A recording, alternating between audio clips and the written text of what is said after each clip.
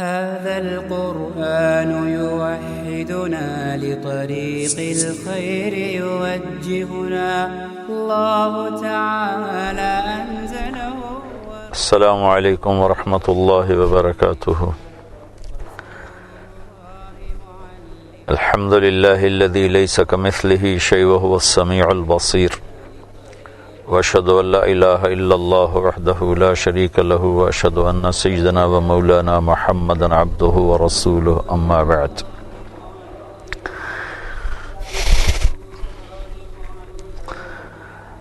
محترم سامعین، ایک بات آپ سب کی خدمت میں عرض کرنا چاہتا ہوں.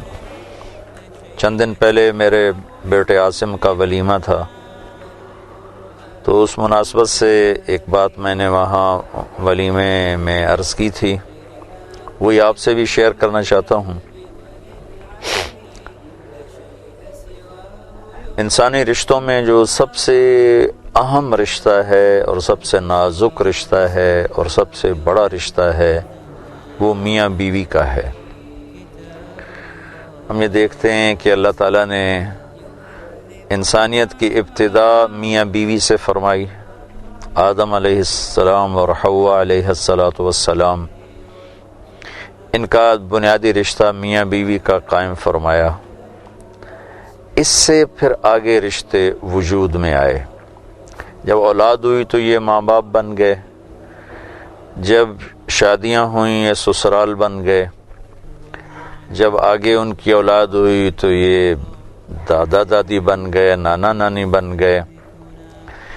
تو بنیادی رشتہ جو ہمیں نظر آتا ہے بنی نوع انسان میں، وہ میاں اور بیوی کا ہے. اور پھر میں نے غور کیا تو انتہا پر جا کر بھی یہی رشتہ نظر آتا ہے کہ جنت میں اللہ تعالیٰ اپنے فضل کرم سے ہم سب کو پہنچائے،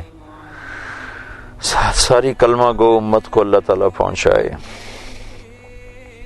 وہاں بھی جو زندگی کو اللہ تعالیٰ نے گھمایا ہے تو میاں بیوی کے گرد ہی گھمایا ہے کہ جنت میں ہر ایک اپنی بیوی کے ساتھ ہوگا اور ہر عورت اپنے خامند کے ساتھ ہوگی. ویسے تو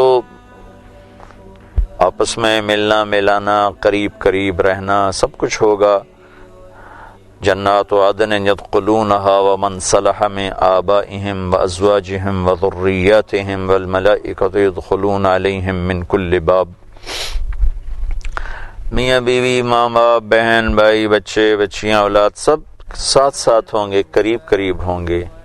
لیکن جو رہنے کی بنیاد ہے وہ ہر مرد عورت بطور میاں بیوی الگ الگ رہ رہے ہوں گے. تو ابتدا بھی میاں بیوی سے ہے اور انتہا بھی میاں بیوی سے ہے. اور بہت سے دنیا میں بغیر شادی کے فوت ہو جاتے ہیں، مرد بھی، عورت بھی، بچے بھی، بچیاں بھی. تو اللہ کے محبوب نے فرمایا، اللہ تبارک و تعالی وہاں جو ان میں جنتی ہوں گے تو ان کا اپنی ثوابدید پر آپس میں ان کے نکاح ہوں گے، پھر ان کو اللہ تعالیٰ جنت میں داخل فرمائیں گے. تو ابتدائی رشتہ بھی میاں بیوی ہے اور انتہائی رشتہ بھی میاں بیوی ہے. اور یہ ان دو بنیادوں کو اس طرح اللہ تعالیٰ نے مضبوط فرمایا ہے کہ کسی بھی رشتے کی وجہ سے ان دو رشتوں میں نہ دراڑ پڑے، نہ آپس میں پھٹن ہو، نہ آپس میں اختلاف ہو. مخالفت، اختلاف رائے تو ہوتا ہے، آپس میں مخالفت یا نفرت یا لڑائی یا جھگڑا کسی شکل میں بھی کسی رشتے کو میاں بیوی کے رشتے میں داخل ہونے کی گنجائش نہیں دی گئی. تقدس سب کا ہے. میں ایک اور حدیث پیش کرنا چاہتا ہوں کہ سجدہ میرے محبوب صلی اللہ علیہ وسلم کی شریعت میں صرف اللہ کو ہے. وہ عبادت کا سجدہ ہو، وہ تعظیم کا سجدہ ہو، وہ صرف اللہ کو ہے. اللہ کے سوا کسی کے آگے ماتھا ٹیکنا نہ میرے اللہ نے اجازت دی ہے، نہ میرے محبوب صلی اللہ تعالی علیہ وسلم نے اس کی اجازت دی ہے۔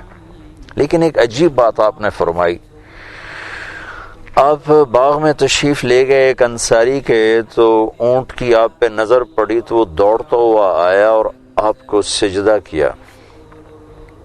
تو صحابہ نے عرض کی، یا رسول اللہ، یہ اونٹ آپ کو سجدہ کر رہا ہے تو ہم نہ آپ کو سجدہ کریں؟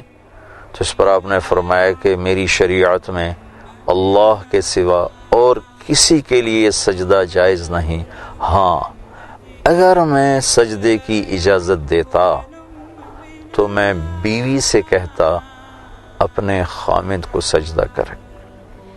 اس کو آپ یوں بھی فرما سکتے تھے کہ میں اولاد سے کہتا ماں باپ کو سجدہ کرے، میں بیٹے سے کہتا کہ وہ ماں کو سجدہ کرے، باپ کو سجدہ کرے، باقی جتنے بھی رشتے ہیں وہ سارے بڑے مقدس ہیں، اور ماں باپ کا رشتہ سب سے مقدس ہے۔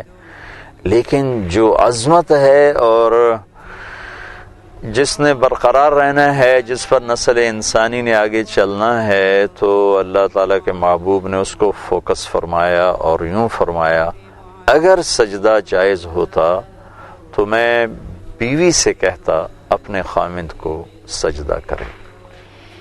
لیکن اس وقت ہمارے ماحول میں یہ دو رشتے خارجی رشتوں کی وجہ سے بڑے متاثر ہو رہے ہیں۔ کہیں تو ایسا ہے کہ لڑکے کے والدین وہ اس رشتے میں اتنا داخل ہو جاتے ہیں کہ میاں بیوی کا رشتہ یا ٹوٹ جاتا ہے یا انتہائی تکلیف دہ بن جاتا ہے۔ کہیں لڑکی کے والدین وہ اتنا داخل ہو جاتے ہیں کہ یہ رشتہ پھیکا پڑ جاتا ہے، ٹوٹ جاتا ہے، مقدر ہو جاتا ہے، خراب ہو جاتا ہے۔ شادی کے بعد بیوی کے ذمے سب سے بڑی ہستی جس کو اس نے خوش رکھنا ہے اور راضی رکھنا ہے اس کا خامند ہے۔ لیکن بہت سی بچیاں ماں باپ اور اپنے میکے کے تاثر میں آ کر اپنا گھر خراب کر بیٹھتی ہیں، اور اسی طرح بہت سے بچے میری ماں ہے، میرا باپ ہے، میری بہنیں ہیں، ان سے متاثر ہو کر وہ اپنا گھر خراب کر بیٹھتے ہیں۔ ماں باپ کو عزت دینا ذمہ ہے، بچہ اپنے ماں باپ کو عزت دے، بچی اپنے ماں باپ کو عزت دے، خامد اپنے رشتہ داروں کو عزت دے، بیوی اپنے رشتہ داروں کو عزت دے۔ لیکن ان دونوں کے جو رشتے ہیں وہ ان کے آپس کے رشتے کو متاثر نہ کریں، ان میں پھوٹ نہ پڑے، ان میں جھگڑا نہ ہو، اس کا سبب نہ بنے۔ اور یہ بات میں بڑے دکھ سے کہتا ہوں کہ یہ سب کچھ میرے دیس میں ہو رہا ہے، یہاں تک کہ اولاد بھی ایسی جگہ نہ پکڑے دل میں کہ باپ اولاد کی وجہ سے بیوی کو بے عزت کر رہا ہو، یا بیوی اولاد کی وجہ سے اپنے خامند کے مرتبے کو گھٹا رہی ہو۔ بہت سی مائیں اپنے بچوں کی محبت میں خامند کی حق تلفی کرتی ہیں، بہت سے والد اپنے بچوں کی محبت میں بیوی کی حق تلفی کرتے ہیں۔ ان دونوں کی بھی گنجائش نہیں ہے۔ بچے ماں باپ کی طفیل ہیں، ان کو اتنا اپنے رشتے میں داخل نہ ہونے دیا جائے جس سے میاں بیوی کا رشتہ ٹوٹ جائے، یا اس میں کوئی کمی آئے، یا اس میں کوئی تعلق کی خرابی آئے۔ اللہ تعالیٰ نے ایک گھر کو باقی رکھنے کے لیے سینکڑوں آیات اتاری ہیں۔ اور آخر میں ایک فقہا کی بات نقل کرتا ہوں کہ ایک شخص یوں کہتا ہے کہ انشاءاللہ میرا یہ پلاٹ مسجد کے لیے وقف ہے، وہ انشاءاللہ کہتا ہے، اگر اللہ چاہے تو۔ وہ فقہا فرماتے ہیں کہ ابھی اس کا پلاٹ وقف ہو گیا، ابھی یہ واپس نہیں لے سکتا۔